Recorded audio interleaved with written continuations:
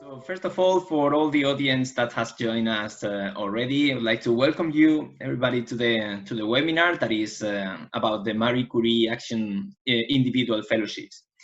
Well, it's my very big pleasure to introduce this activity that has been organized between the Spanish Association of Spanish Researchers Association in Australia and Pacific, the SRAP, and EURAXESS. Well, I am Joaquin Valderrama. I am the president of SRAP. And basically, well, just to clarify, in SRAP, what we do is, so we are an association of Spanish researchers living in Australia. We have presence in Sydney, in Brisbane, and in Melbourne, and in Canberra. And basically what we do is to disseminate the science that we do and facilitate collaboration opportunities, mostly to create bridges between the Spanish and the Australian societies. So this means that if you are a Spanish researcher, you're most welcome to join our community. And of course, if you're interested in following our activities, you can access our website that is there on the slide, and stay tuned to the things we do.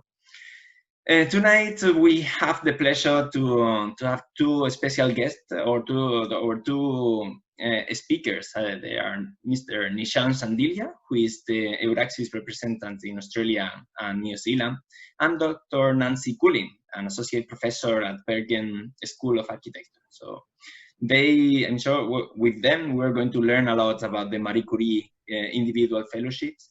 And before passing the podium to Nishant, I would like to advise that, advise that you all keep your microphone mute and your videos off. And of course, if you have any question, please use the chat option of Zoom. So that will be through there. We will see your questions. So now I can pass the podium to Mr. Nishant, and thank you all for coming.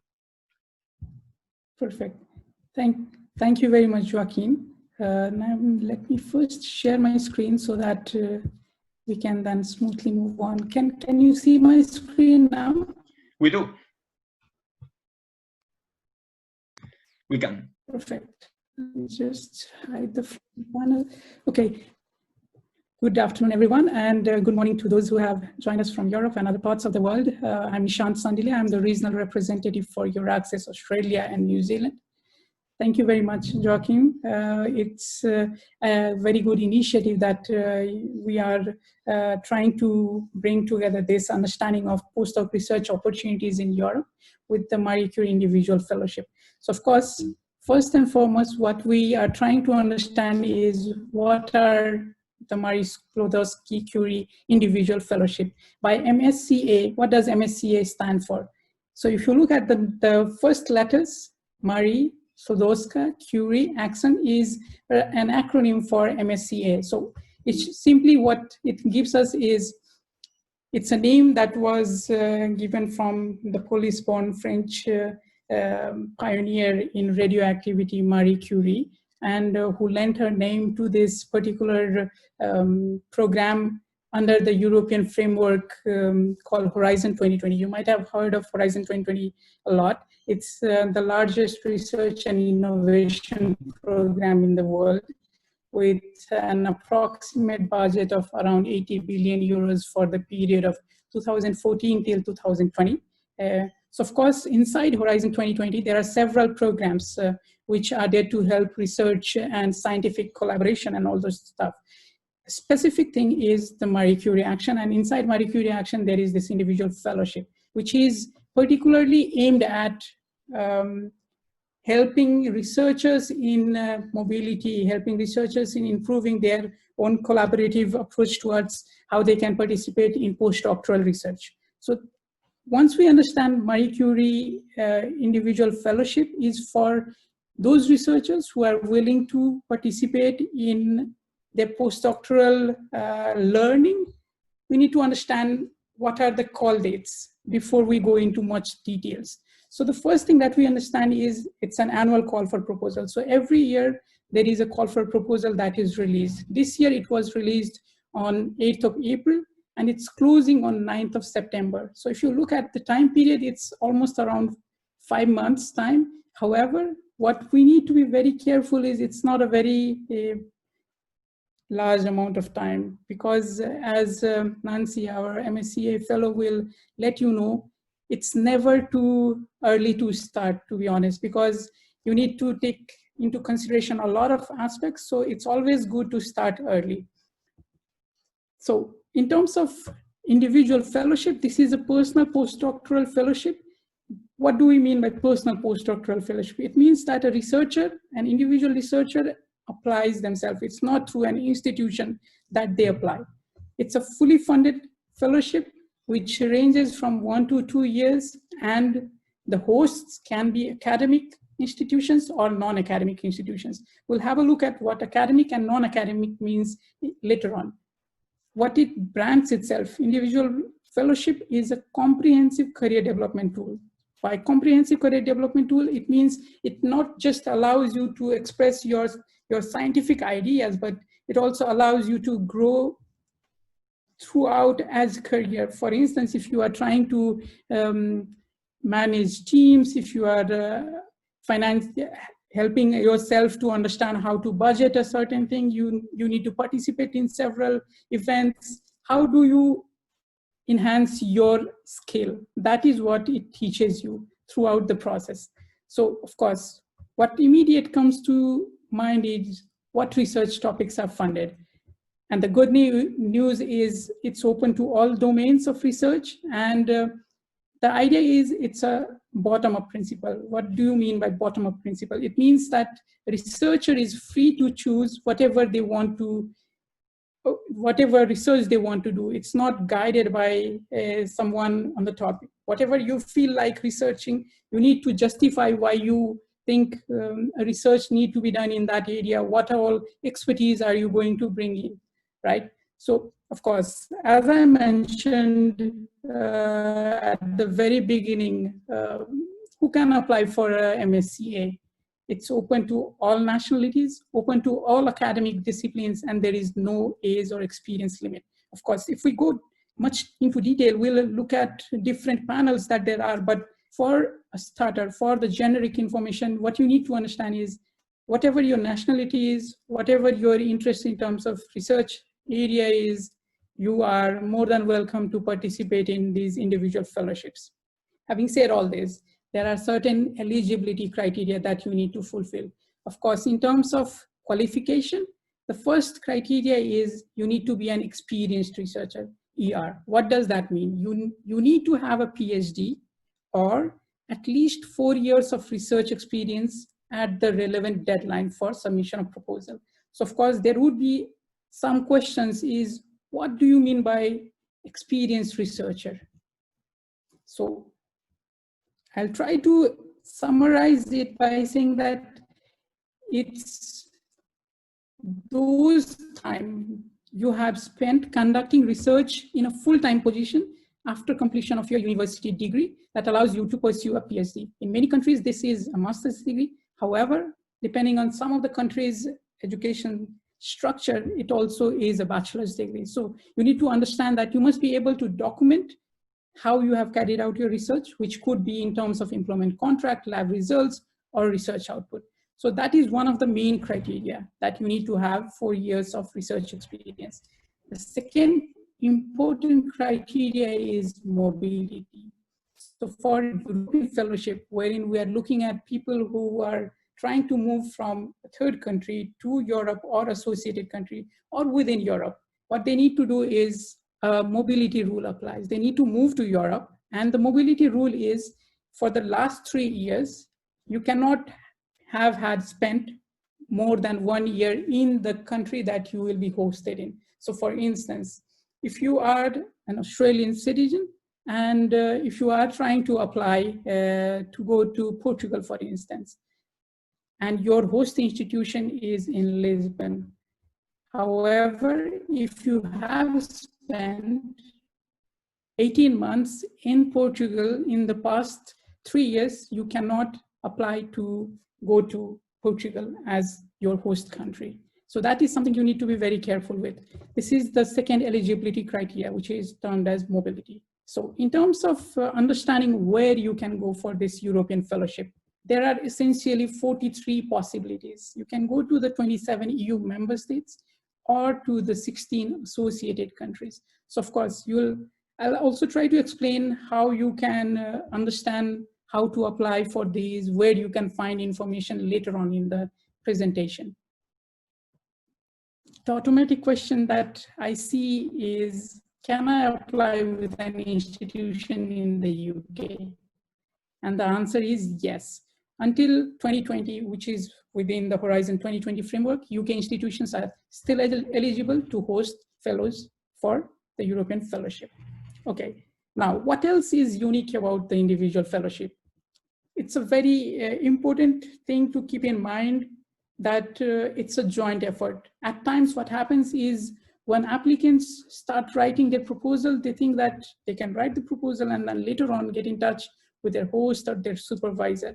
However, what what the Marie Curie encourages is you need to get in touch with your host or supervisor and try to come up with a joint plan, try to come up with an idea both of you share and try to understand what benefits can both of you attain and what all expertise both of you can bring into this particular proposal.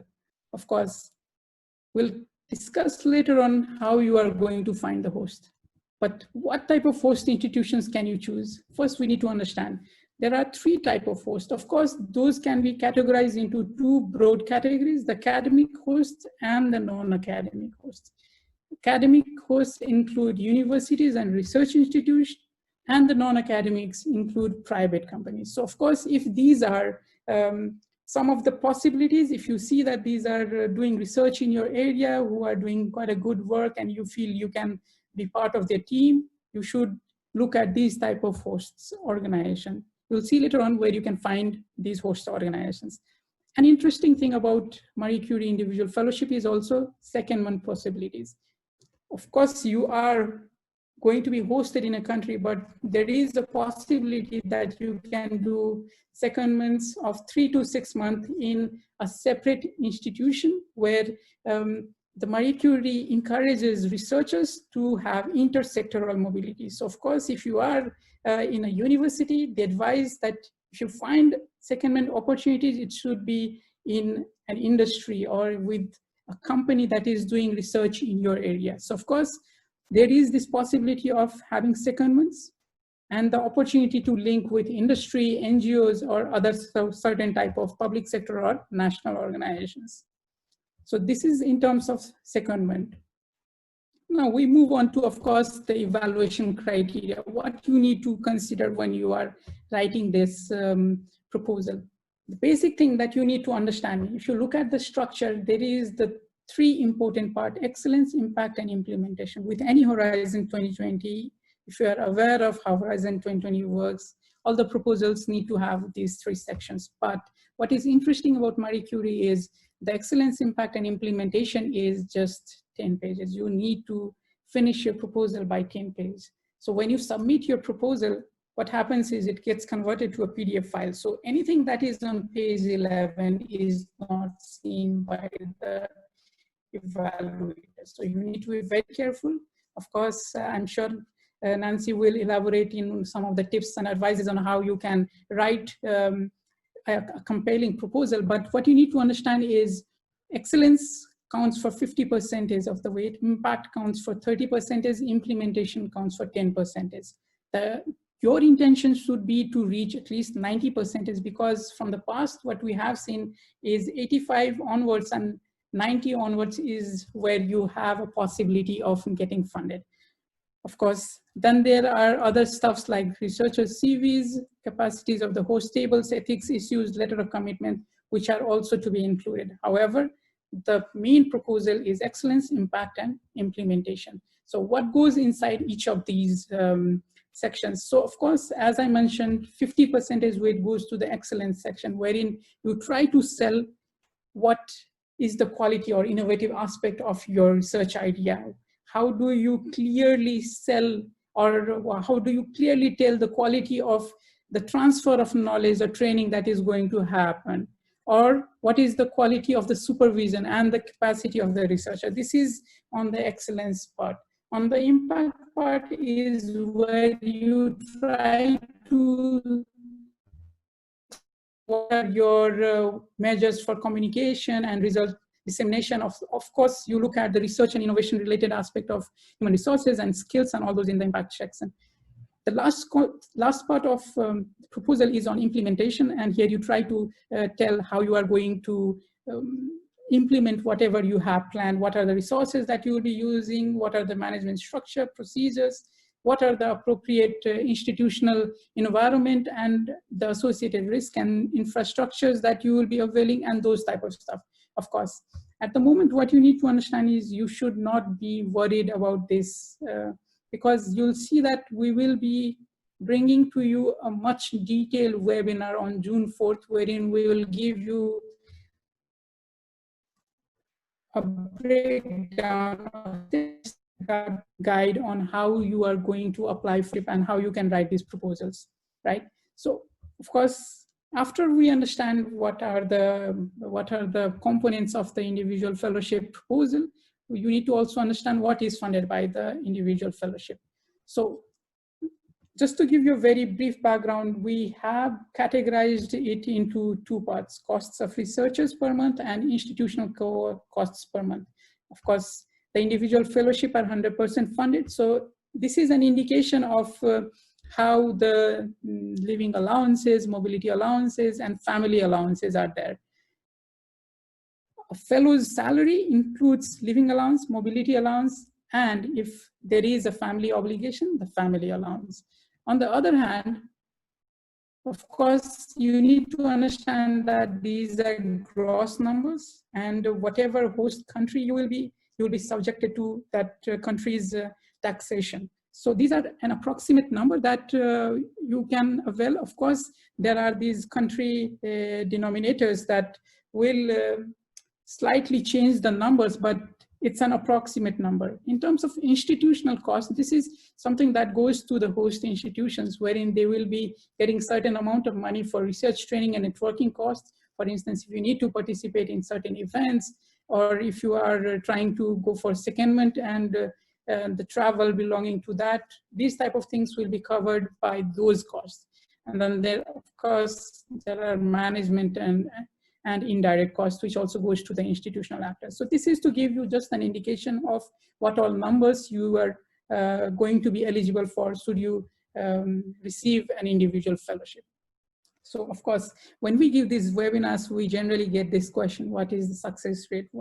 How successful are people in getting these fellowships? So not to go into much detail here, because this is according to panel, which I do not want to confuse you with. The bottom line at the moment is by the 2018 results, there is this 13.96% is of possibilities that any proposal gets funded. But you should not be scared by looking at this number, because the idea is to, of course, put forward a number, put forward a proposal that you feel like is going to represent what you have in your idea or in your concept. Once you, of course, put through this proposal, you can, of course, resubmit if you do not get funded in the first time. But this is just to give you an indication that it's around 14%. Okay, now we'll move on to the outcome. When will you hear about the outcome once you submit your proposal? In terms of the timeline, as I mentioned, it was open on 8th of April, and the deadline is 9th of September. The intended evaluation month is October and November. The idea is to inform the applicants by 21 February, and a possible first start date is May 2021. But of course, because Marie Curie is quite flexible in terms of start date, there is a possibility to start until September 2022 once you have been accepted to receive the individual fellowship. Now, we give a very slight glance on how do I get started? How do you get started? The first step is finding the call for application. So the idea is you need to go and look at what proposal has to be submitted online. via the Horizon 2020 participant portal. Of course, to simplify, we call it participant portal. There are other names that we use, but to understand, we have given you the link wherein you can look and find where you are going to submit the online version. To find the call, you have to specifically type MSCA IF as the keyword, and it will take you there. Having said that, we have actually developed a step-by-step guide on how to submit an individual fellowship proposal. It's a tutorial. So once you receive this presentation, I'm sure you are going to receive it. Joaquin will submit and share it with all of you. You can just click on that and have a look at the step-by-step guide wherein we tell you how you are going to make the submission. Of course, I have also generated a QR code for the IF call so that you can easily access what the call exactly looked like. But two things that we generally share with all the participants of a webinar is you need to look at Guide for Applicants and the MSCA Work Program. These are two very important documents that anyone who is trying to apply for this type of funding has to read.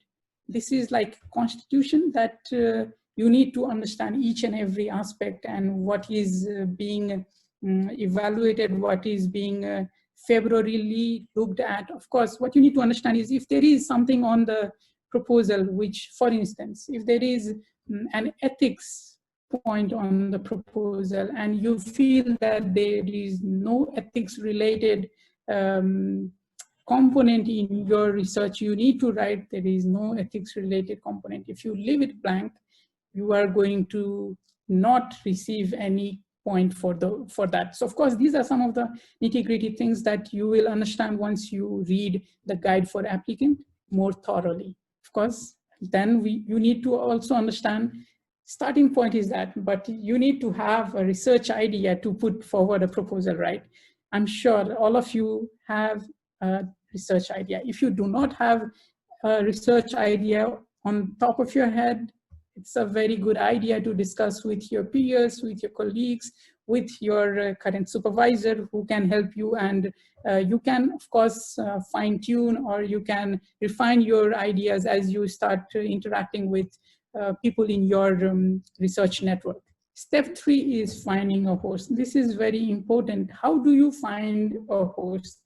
Of course, these are the sort of things that we always say. Personal contact is by far the most important one because it's in general in life, personal contact is something that works the best. Of course, you might have met someone in an event or somewhere, if your supervisor knows somebody, this is how you approach. If you do not have personal contacts and if, of course, the Congress attendance and those type of things at the moment is not happening, what we suggest at the moment is there are two particular ways to get a host.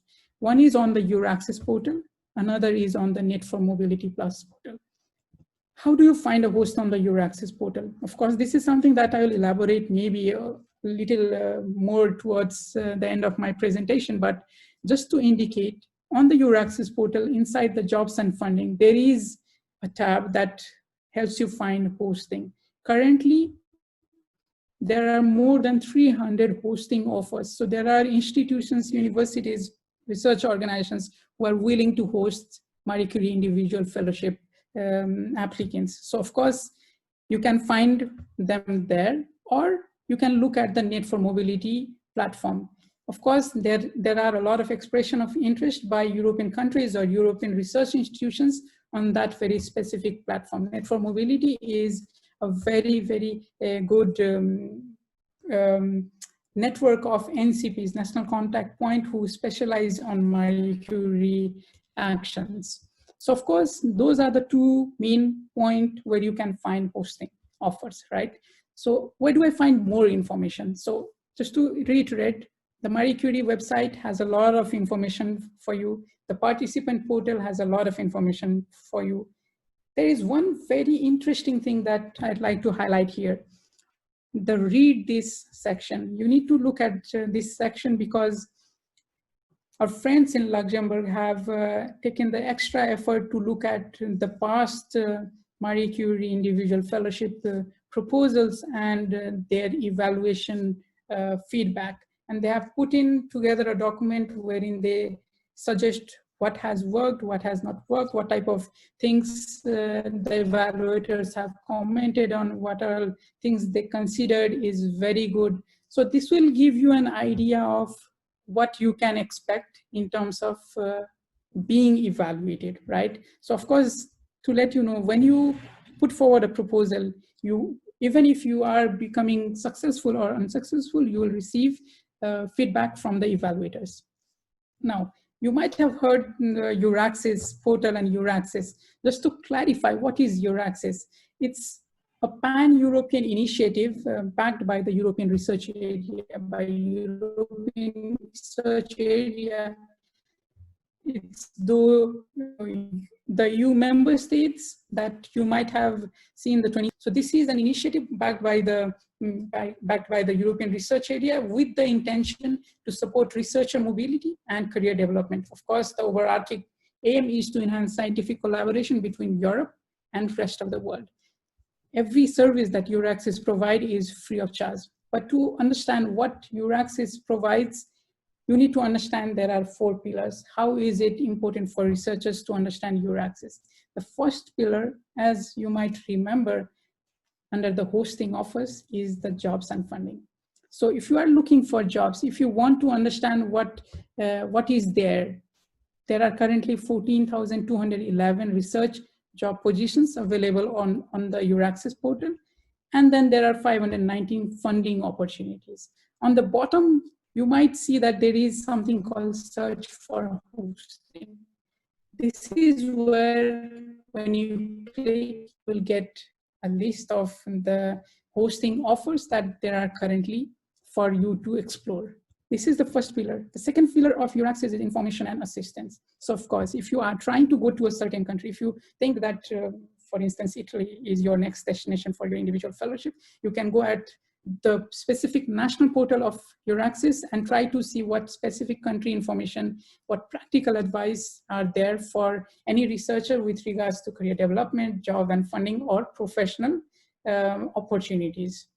Then within that, there are 600 EURAXESS support centers. So what are these support centers? These are support centers which provide free of charge information to the researchers in terms of how they are going to stay abroad, what all information do they need in terms of that specific country. So it's very possible that in a specific country, there are several support centers, and you can approach them if you want to get any advice in terms of, for instance, visa, how do you want to avail accommodation and stuff like that. These are all free services that is there.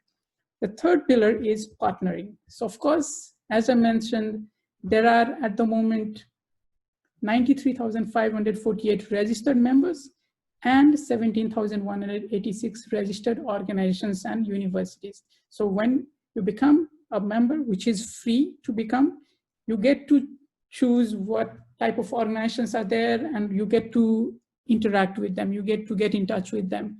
And of course, likewise for the universities or research institutions, for them to be on the EURAXESS portal is to find what type of people are there, what type of talent is there, and to approach them to be part of their team.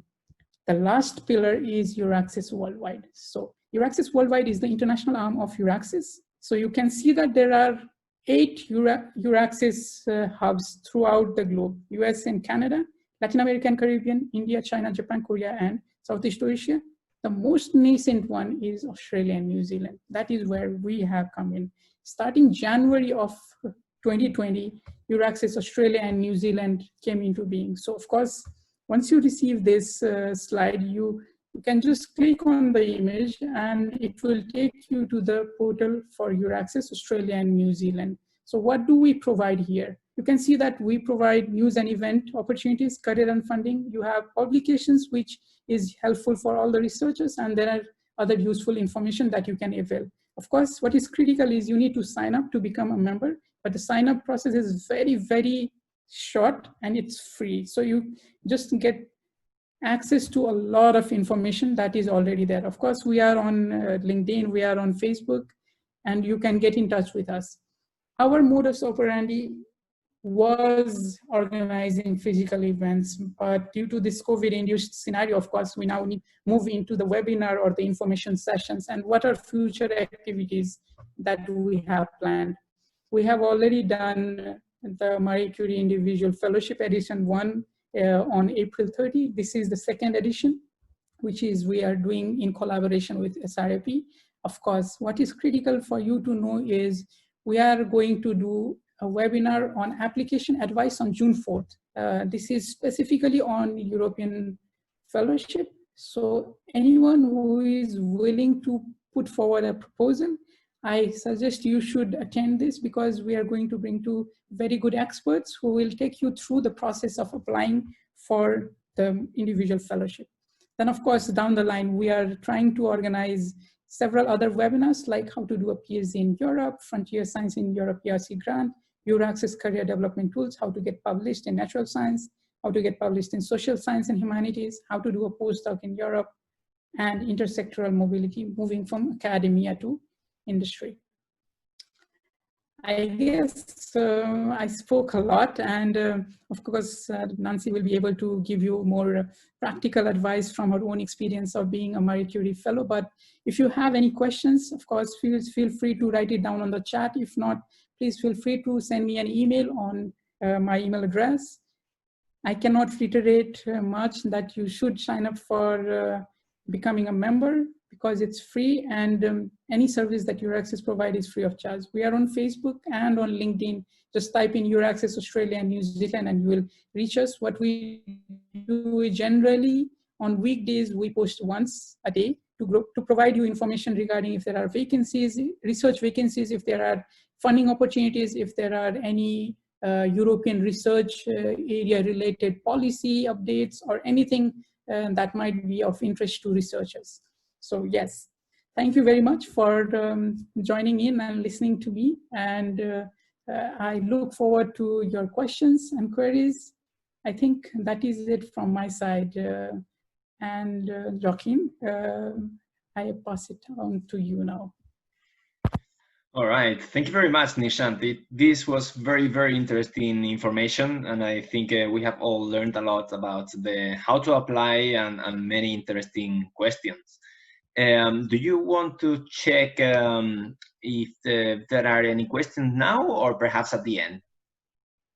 Yeah, I think we should wait till the end, because a lot of the things that I mentioned will be complemented by things that Nancy will also include in her presentation. So I think the attendees will have a better idea by the time she has presented.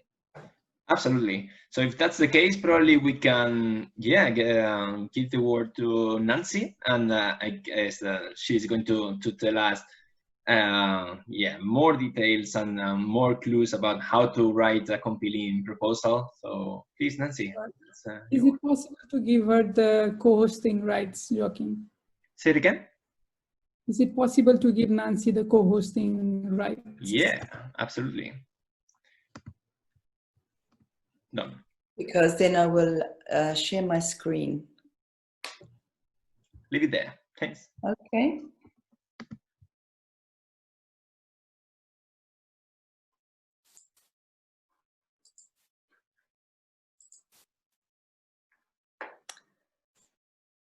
Just a question. Do you see, I'll make it full screen.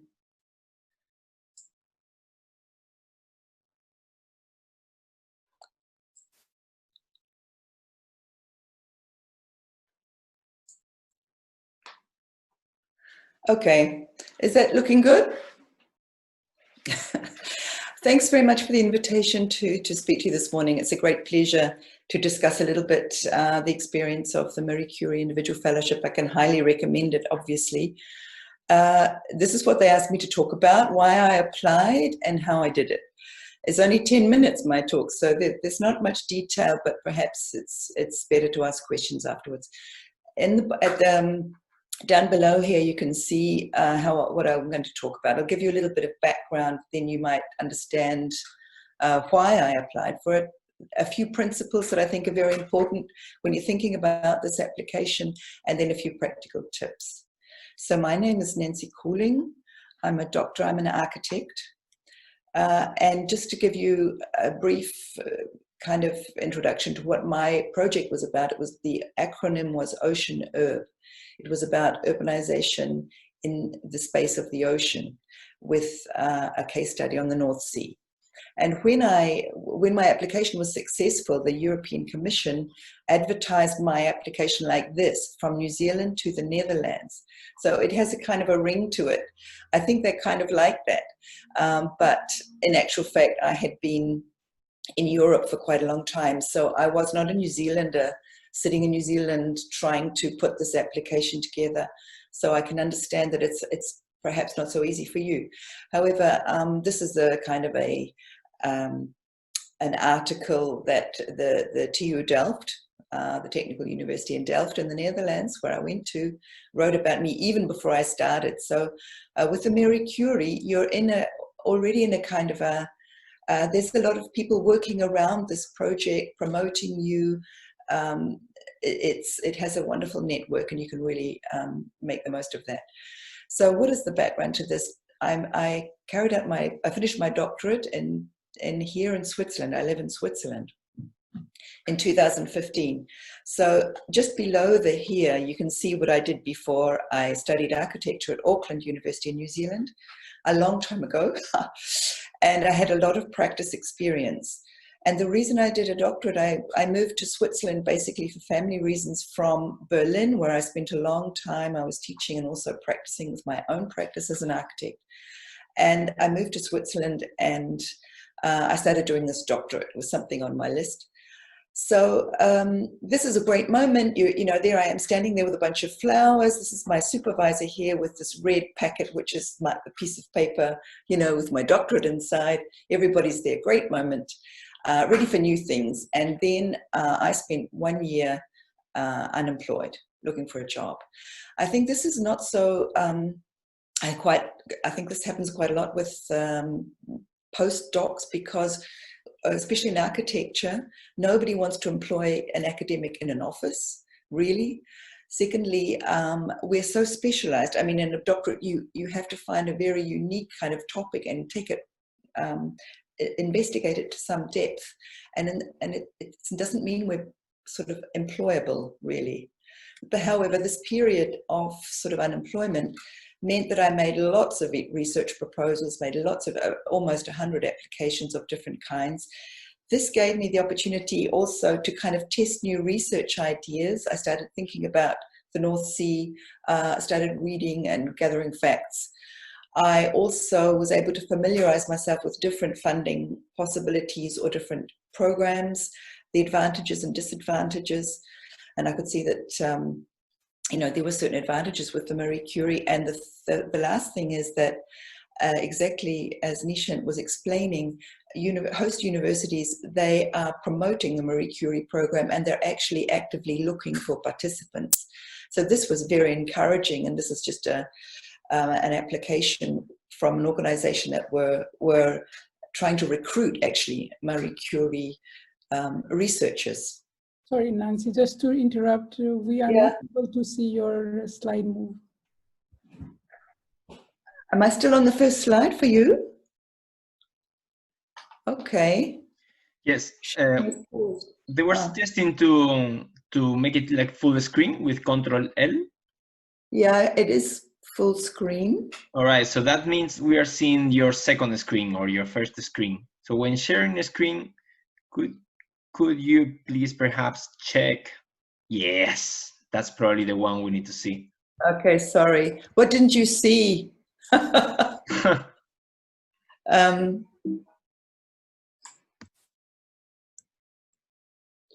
Did you only saw this or only this?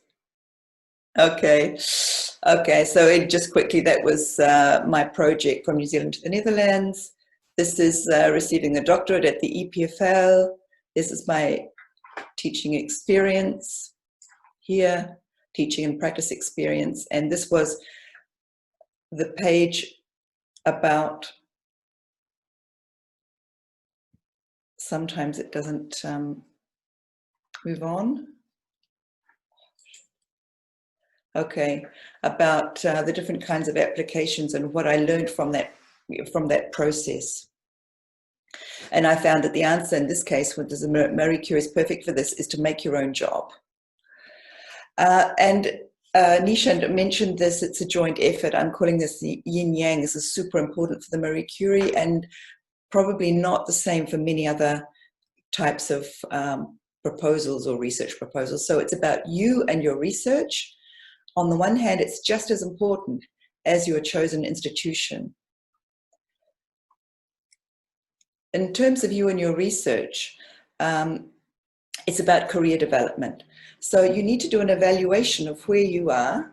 It's not about self-criticism, it's about kind of a realistic evaluation of what you would need to do to move forward in your career and in your research field. So what do you need to strengthen? Think about that. Would you expand your own field? If you had 2 years to work on whatever you like, where would you want to be at the end of this 2 years, and what would you have contributed to this field? So you have to show ambition, and they want to hear your midterm goals and then your long-term goals. So think about that. Long-term is perhaps after the Marie Curie application, but you will perhaps, Marie Curie will take you to a midterm goal. So you have to be able to articulate that. And just for an example, I, for example, had not been supervising PhDs. I had not organized a kind of an international conference, really. Something smaller, which always helps. You have to mention this. It shows that you are capable. But there were a few points like this, and also successful funding, writing successful funding applications, and I had not published in a high-ranking journal. So something like this was kind of missing for me to move on. Then Nishant also mentioned this, very important is knowledge transfer. So about you, what can you bring to this university? The methods you have used, your current skills, some of the knowledge that you have acquired through a PhD or other experience. This is a crucial component. So I am advising you, moving now to the institution part of it, go straight to the top. You need to move up from where you are right now. I mean, my university that I completed my doctorate was down here somewhere. I mean, this Swiss university here is very high up, but you have to show that you're moving up. And the Delft University of Technology, where I carried out my Marie Curie, is #3 university in the world for architecture. So think about that and be ambitious in that sense. But it also means you have to understand why, and you have to argue this. So I briefly explained before, my research was about the sea. This is my PhD title, so urbanization and the sea. So I was developing the argument that it was very difficult to carry out this research in Switzerland, which is a landlocked country. And I moved, my proposal was to move to the Netherlands. Europe's #1 port of Rotterdam is located there, plus my proposed case study was the North Sea. So I would be right in the midst, basically, of this kind of knowledge. And if you want to see how you would write something like that, I mean, you can't read all of this now, but firstly, an environment of research excellence, network opportunities to secure future project partners, because you have to say where you're going after this. And also this important point about Switzerland being landlocked, and that because of this, my topic does not currently correspond to Swiss federal research priorities. And then not only my field, but also, the Netherlands is a European hub of maritime transport and knowledge creation. So this is how it looks when you argue, but you have to understand why you've chosen that institution. So I want to say something else, that it's not only about your supervisor. So here, I had a wonderful supervisor here on the left. Here she is, Professor Carola Hein, very respected in her field. But you also have to argue what other courses the university can can offer you. So you're gaining new knowledge. You have to expand. You have to develop new knowledge. What are the other experts at the university that you will have contact with? What are the networks and affiliations that the university already has? Because the application will ask you about integration, how you will integrate into this new context. Then there'll be facilities and technologies in place that you may want to make use of that are not necessarily in the chair of your supervisor. And the two other important things, existing channels for dissemination and communication to a wider public audience. These are two different things. You have to be very aware of this and think about imaginative ways to communicate outside of an academic environment as well. And sometimes universities have, open days, or they have different liaisons and partnerships with the community or whatever. Use existing channels, because you haven't got time to set up new types of collaborations and so on, and you probably don't have time to even think about it when you're writing the application.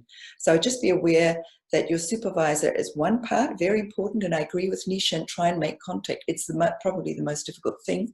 They're far too busy. But remember that the university itself, plus collaborating universities, it's probably a whole series of institutions that can offer you something. So I'm just saying here, a top institution will have a set up to assist applicants like you. So this is another reason why you need to go to a really good university, because your supervisor is much too busy to look at the details of your application. There'll be other people that their job is to recruit Marie Curie applicants. So you can work with them and they will help you with certain parts of the application. Okay, one other point of the Marie Curie principles is innovation. And Nishant already said that excellence is 50%, but I didn't mention, but I'm also an evaluator now in the Marie Curie applications from all over the world. So I can see that you really have to show that your project, your idea is kind of, well, groundbreaking is maybe a bit of an exaggeration, but it's beyond the state of the art. So you have to explain the state of the art, and you have to explain what's missing is always the same, basically the research gap, and why your idea is innovative. And I also think, I mentioned this shortly, but don't forget about interdisciplinarity, because that's a great way to be innovative. So if you're putting two different things together, or you have a great background in one area and you're going to a university that can offer you something in a slightly different area, that's convincing, because you are moving out of your comfort zone, and you are working with the different people that will really teach you something, and you can teach them something. So interdisciplinarity is a great way to be innovative. Now, I don't know how much time I've got left now, but so a few practical tips. The wonderful thing about the Marie Curie program, I think, is that there is all this training and support. So what Nishant is, or what your hosts have been organizing here today is one example. I went to a course, and that's why I was asking before if there are courses offered at also in New Zealand. It was fantastic. It was like, I don't know, one day or a morning or something like this in Geneva that went through these elements of the course. There was somebody speaking there who had made a successful application. It just it demystifies the whole thing. It also shows you what to concentrate on. Also something about the Marie Curie kind of language, or the application language, and so on. So this is fantastic. Go to all the training sessions. There are things on the internet. People are giving advice.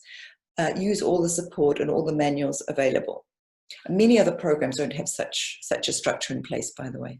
Okay, now I'm just going to go through 3 or 4 points about how to write your proposal. And number 1, thoroughness. So answer every aspect that they ask for you. It's all laid out there. Basically, you just have to go through and make sure you have answered what they want to know. They give you a lot of information. They're very clear. Everything counts. So, of course, excellence is 50%.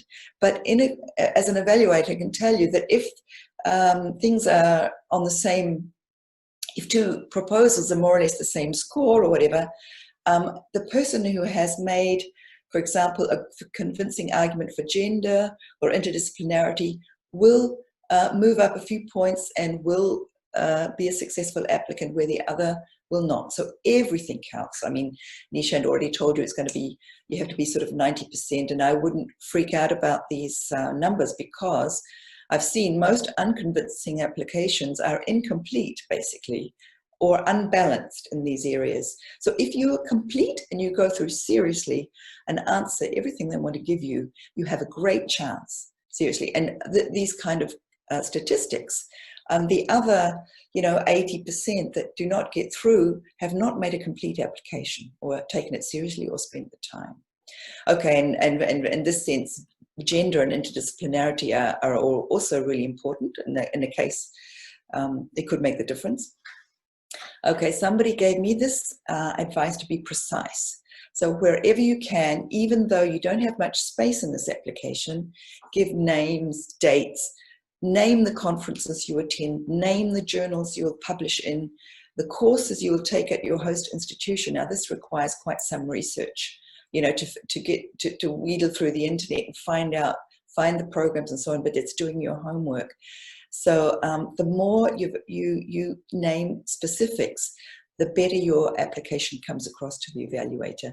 And also, they are chosen from your field, basically. They are really well informed, so you can't fake it. The next thing is feasibility. Be realistic. You are, I'm using this term junior researcher in a wider sense. You have a PhD, but you're not expected to be an expert in your field yet. So you can be ambitious, but please try and be realistic for what you can do in the time frame at your level of expertise. Because if you claim you're going to do A, B, and C, and they will look in your CV and they'll say, oh, but she hasn't done anything like that ever before, or she hasn't made any effort, or there are no papers, there are no conferences in this direction, it's unrealistic. So also consider that there's potential difficulties in moving to Europe. There's a new language potentially. You're in a new language context. You may have to find this idea of interviewees or setting up equipment. This takes time, and you will have to address the idea of risk management in your proposal. So don't underestimate. Be clear about that. You don't need to pretend you're going to do incredible things. Think about how it can actually be achieved. So I just wanted to share something with you here. This was a very helpful feedback. 3 days before the deadline, somebody at the TU Delft sent this back to me. This is my application with kind of a series of comments, basically telling me the whole thing was totally unrealistic. I had planned to, you won't be able to read it, it's a little probably, but going into archives and researching the sea historically over 3 different historical periods. And this person luckily wrote to me and said, you're going into the archives, you don't speak you don't speak Dutch. This is all Dutch. You won't understand anything. How is this ever going to work in the time frame that you've given? Also, I wrote here somewhere that I was going to write funding proposals, and she wrote here, it could take months. This is not reflected in my time plan here. And then to narrow down the choice over here, narrow down the choice of periods. So get feedback if you can. It's not easy because people are far too busy, but this is really to show you to be realistic with what you plan to do in the time, and then to be clear. So don't overcomplicate the application. It's only, it's 13 pages, that first part, but then there's the title page, there's the second page. I think there are only really 10 pages in the end. I like to use diagrams because it helps clarify things for my own mind, and architects were kind of very visual. I'll show you some diagrams shortly in my last slides. And then please, if you're not a native English speaker, proofread the English. I mean, maybe this is not such an issue for Australia, New Zealand, but we could have people listening here from any kind of place. So as an evaluator, applications that have not been proofread by somebody in English are just frustrating to read. The evaluators will lose patience. Your formulations are complicated, and they lead actually to real misunderstandings about what you're trying to achieve. So this is about clarity. And for example, here's my Gantt chart. And it's a very useful tool. I mean, in the end, it was much smaller in the application because you don't have much space, but it shows, for example, here on the bottom, it's public engagement as opposed to dissemination, which are these papers and things, milestones, how the different themes, the different phases are organized. And it makes it basically the evaluator should be able to look at this at a glance and think, oh yes, this is well thought out. And I made also a diagram for the training because I had this idea I wanted to show. Training through project was a very important area for me. And also there were so many different courses and different sort of components to the training that it was much easier to explain it in a diagram like this than writing out, you know, kind of a lot of words in my application. And one tip that somebody gave me too was I used the front page to give some visuals. I mean, if visuals are important, or diagrams or anything in your application, to show, to give the evaluators an idea of what this could be. I wanted to show them that what I was talking about exists already, has been done to a certain extent, and these are the images that I chose to help. I think they're quite exciting, you know, for someone to look at, and it relieves the boredom of reading through all these applications. So I think I'm probably over time, but anyway, so good luck with your applications and any questions. This is just an example here. My topic, my